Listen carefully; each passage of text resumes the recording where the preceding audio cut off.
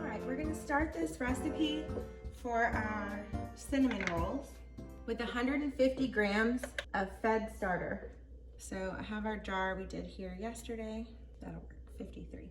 So now that we have our starter in, we're gonna do 325 grams of spring water. We have re-tiered our scale. Let's get this stirred up. Now we're gonna add 25 grams of honey, and we're gonna do 20 grams of avocado oil and 10 grams of salt. Let's give this a mix before we add our flour. To this, we're gonna add 500 grams of flour. We're gonna give this a mix. We're gonna come back to this in an hour, and we're gonna do our first set of 4 stretch and folds. So we're gonna stretch and fold every 30 minutes, starting in an hour. It's been an hour. We're gonna come through and we're gonna do our first stretch and fold. And this dough is super wet, so I'm just kind of coming in here and giving it a little bit of a mix. So we're gonna stretch this and fold it over. But you can see how wiggly this dough is already.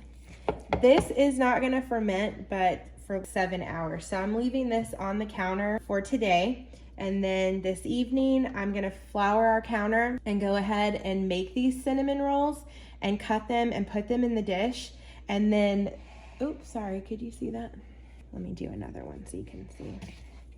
So there's our stretch and folds. We're gonna do this another 3 times and then cover it after each time. And then when the dough is done, I will show you what we're gonna do with our next step. But what I just did, our stretch and folds, we're gonna do that 3 more times, 30 minutes apart, and then we're gonna leave that on the counter for 7 hours. This is a quick dough, so we're gonna let it ferment. I'm gonna flour the counter and put our filling in, and then roll these and cut them. And then I'm gonna place them in our dish, cover them, and put them in the refrigerator overnight. And that way they're ready for tomorrow. My little boy requested cinnamon rolls. He's been dying for these. So I told him I would make them today, and I'm gonna bake them first thing in the morning. That's the nice thing about this recipe is you can make it a day or 2 in advance. This would be something great for Christmas morning, because you make this even the day before Christmas Eve.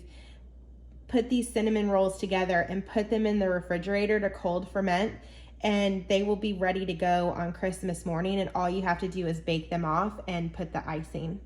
So like I said, we'll come back when we're ready to roll these out. All right, we are on to our last set of stretch and folds. You can see how our dough is coming along. This is super sticky dough, but it's looking great. After this, I'm gonna put the lid on, and we're just gonna let this continue to ferment for the next 4, 5, 6, 7. So 5 more hours is what this has left. So total, it's gonna have been put together for about 8 hours before we put our cinnamon filling and get these cut. Now when I roll these, I am gonna flour the counter and flour when we roll it out. So this is gonna get a little less sticky when we do that, and you'll see how that comes together. It has been about 7 hours since we made this cinnamon roll mix, and you can see how beautiful and bubbly it is, so jiggly and soft. So what we're gonna do is I cleaned the counter, and now we're gonna put quite a bit of flour, and I am gonna leave this out to the side in case we need some more, but we're gonna roll this out pretty big like that. Floured hands. I'm so excited about this dough. It's gonna be so soft. I do like this recipe that it doesn't have any eggs in it. So I'm gonna set this. So we're gonna run some flour over the top, and then we're gonna make this into a nice rectangle. A little more in here. So we have our dough in a nice rectangle. Make sure. So let me move this aside. I'm still gonna, this side does not want to stay out. Now that our dough is all stretched out and looks good, I have here a 1/2 cup of butter, a 1/2 cup of cinnamon, 1/2 cup of brown sugar. Now that our dough is all stretched out, I have here a 1/2 cup of butter, a 1/2 cup of brown sugar, and 2 heaping tablespoons of cinnamon. So I'm gonna get this mixed. And I did leave this butter at room temperature, so I got this out several hours ago so that it was completely creamy and ready to go. Now that this is mixed, we're gonna start smoothing this over the edge. We're gonna start smoothing this all across our dough. This is gonna be our filling. We do wanna make sure we go all the way to the edges with this hole in the middle. So now that this is all spread out, I am gonna come back with some more cinnamon and some more sugar to make sure that it's all spread out all across. And then let me do a sprinkle of cinnamon. All right, now that that is completely covered, we are gonna come in and we're gonna start to roll this up very gently. And this did end up kind of skinny in the middle. That's okay. Dust this to the side.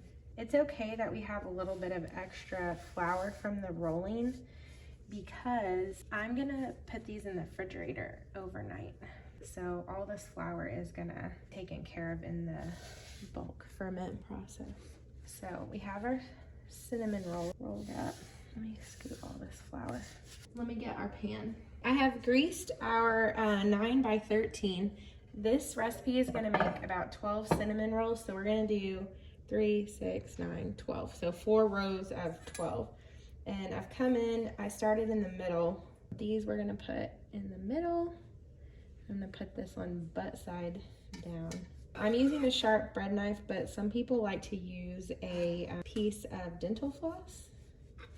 I have done that before too, but my bread knife is pretty sharp, so I think we'll be okay. And then I have one that's kind of tiny over here, this other end. So I'm just gonna put these together to make that one the same size. So as these, I'm gonna cover this, and as these sit in the refrigerator overnight, they are going to continue to ferment and they're gonna get a little bit bigger. So when we bake these off, they're gonna explode all together, hopefully. So I'm gonna go ahead and put this with plastic wrap, and I'm gonna put this in the refrigerator overnight, and we'll come back in the morning and I'll show you how to make the icing. And then we're gonna bake this at 400 degrees for 10 minutes and then reduce our heat to 350 and finish baking it for 20 minutes. So these have been baking for 30 more minutes at 350, and now we're ready to pull these out. They turned out so beautiful. In our mixer, we have 4 ounces of cream cheese, a 1/4 cup of powdered sugar, and about 1.5 teaspoons of vanilla. And now we're gonna whip this. Our cream cheese frosting has come together. We're gonna let these cool off just a little bit longer before we ice them so the icing doesn't get too runny. And we'll come back when I've iced.